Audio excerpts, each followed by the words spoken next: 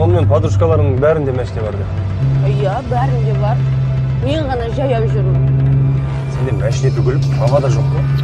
Оның үстіне мәшіне айдау ол оңай шаруа емес. Мысалы, сен былай істей аласың ба? Жай айташы!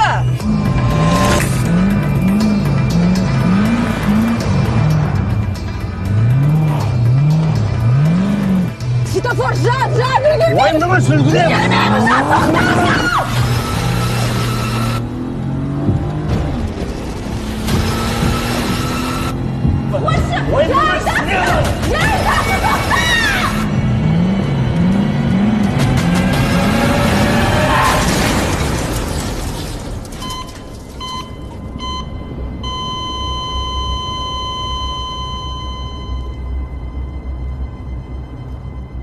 Айка, кешірші Айка.